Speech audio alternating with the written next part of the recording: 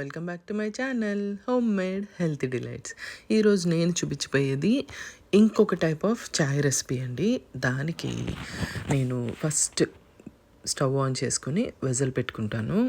దాంట్లో 1 glass water, దాన్ని బాగా బాయిల్ చేస్తాం.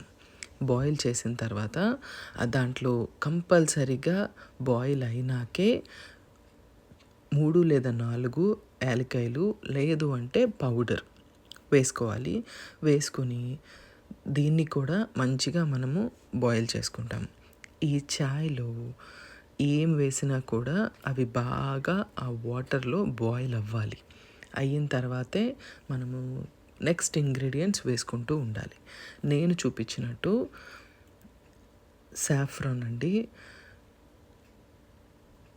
కుంకుమ పువ్వు, అది కూడా వేసేయాలి. వేసేస్తే దాంట్లో నుంచి మంచి కలర్ రిలీజ్ అవుతుంది. ఆ తర్వాత నేను చూపించేది దాల్చిన చెక్క, సినమన్ స్టిక్ అంటాం కదా, అది. ఇవన్నీ వాటర్లో వేసినప్పుడు వాటి నుంచి వచ్చే అరోమా చాలా బాగుంటుంది.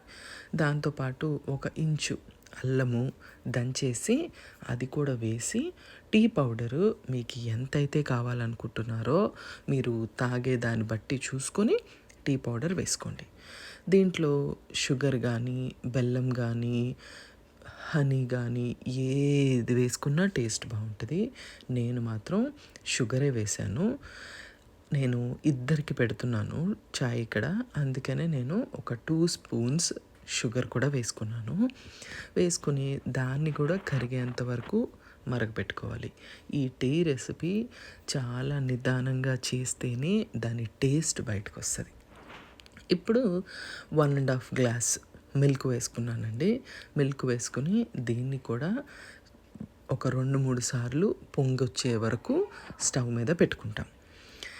స్టవ్ మీద పెట్టుకున్నాక ఇది ఎప్పుడైతే మరిగిపోయి మనకి కావాల్సిన కలర్ దీనికి ఎప్పుడైతే వచ్చింది అని మనం అనుకుంటామో అప్పుడు స్టవ్ కట్టేస్తాం. స్టవ్ కట్టేసి చక్కగా దీన్ని ఫిల్టర్ చేసేసుకుంటాం. ఈ ఫిల్టర్ చేసేసిన తర్వాత ఇది చాలా అంటే చాలా అరోమేటిక్గా ఉంటుందండి. మనకి ఎప్పుడైనా బాగా అలసటగా ఉంది అన్నప్పుడు ఇలాంటి చాయ్ చాలా బాగా పనికొస్తుంది. దాన్ని మంచిగా మనం ఫిల్టర్ చేసుకొని వేడిగా తాగితే మనకి గొంతులో ఏమన్నా ప్రాబ్లం ఉన్నా కూడా బాగా క్లియర్ అవుతాయి. ట్రై చేయండి. ట్రై చేసి నాకు కమెంట్ సెక్షన్లో చెప్పండి ఎవరెవరు ఈ చాయ్ని ట్రై చేశారు. లైక్ చేయండి. Thank you so much for watching. Bye.